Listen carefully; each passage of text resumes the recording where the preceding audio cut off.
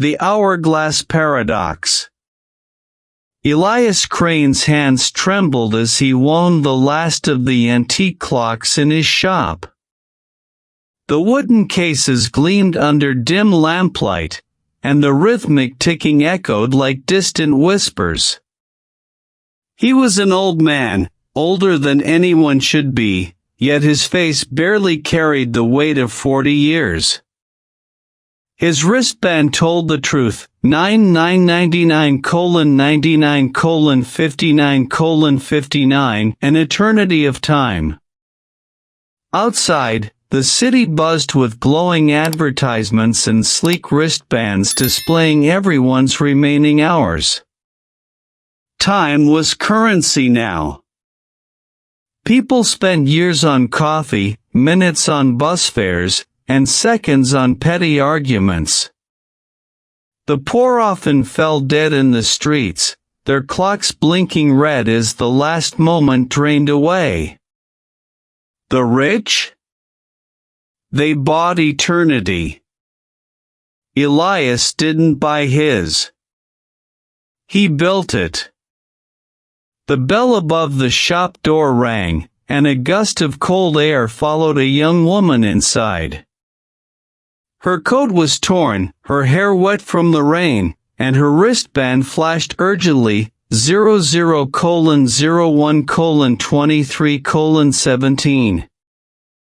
1 day left. Maybe less.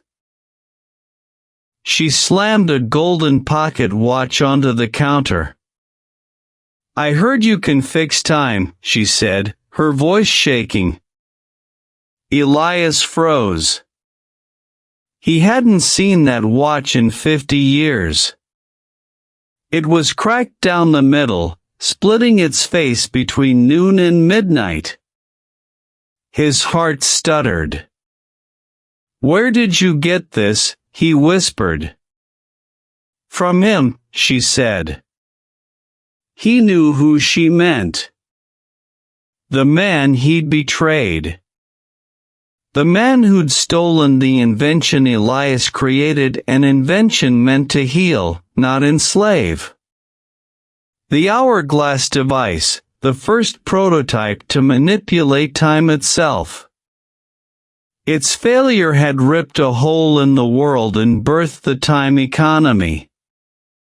And now it sat on his counter, bleeding faint golden light from its crack. "I was told it can save me," the woman whispered, tears brimming in her eyes. Elias looked at her wristband. The red countdown blinked like a dying heartbeat. He had seen too many faces like hers, people clinging to seconds they could not afford. He wanted to send her away, to bury the past forever. But he couldn't. "Do you even know what this is?" he asked. She shook her head. "All I know is that it's my only chance." He took the watch gently, feeling the hum of unstable energy within. The device wasn't just broken, it was bleeding time. It had been used recently, and recklessly. "You don't have a chance," he murmured. "Not unless." He hesitated. Fixing it meant reopening the wound he'd sworn to keep sealed. It meant playing God again. "Please," she said softly. "I don't want to die." Elias's heart ached. He'd spent a lifetime watching this cruel system devour people, while he hoarded an eternity he no longer wanted. Maybe this was his chance to make it right. He led her to the back room. The smell of oil and copper filled the air, and dozens of blueprints littered the workbench. He placed the watch beneath a magnifying lens, pulled out his old tools, and began to work. Sparks hissed. Gears clicked. The glow of the crack pulsed faster with each adjustment. As he worked, memories flooded back. The night of the experiment, the government soldiers storming his lab, the sound of 1,000 clocks shattering at once as the timeline fractured. He had fled, taking with him the secret of immortality. And now that secret was about to end. The woman watched silently as Elias pried open the final casing. Inside the watch, threads of light twisted and curled, like strands of reality itself. Elias whispered to her, "You'll only get one shot. If this works, you'll get your life back. If it doesn't, we both disappear." She nodded. Elias connected the watch to her wristband. The moment he pressed the switch, the shop erupted in golden light. Time itself slowed, the ticking of every clock became a thunderous drumbeat. Elias felt his own years unraveling, pouring into the device like sand through an hourglass. His eternity drained away second by second, feeding the broken mechanism. The woman gasped as her wristband surged upward, 00:01:23:17.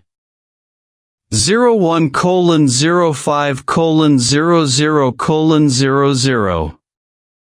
10:00:00:00.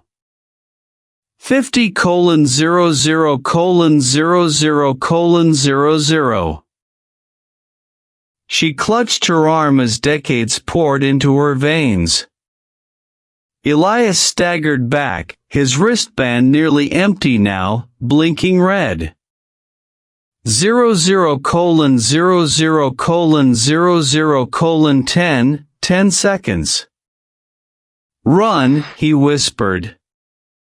"But..." "Go!" She bolted out the door, tears streaming down her face. The last thing Elias saw was her disappearing into the rain-soaked city, her band glowing with a lifetime she'd never imagined. The watch's crack sealed itself with a flash, and time roared back into motion. Elias collapsed onto the floor as the numbers on his band hit 0. For the first time in half a century, he felt the weight of time pressing down on him, heavier than the universe itself.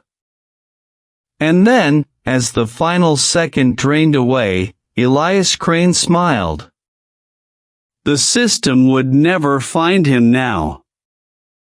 His life had bought another's freedom. The ticking of the clocks faded.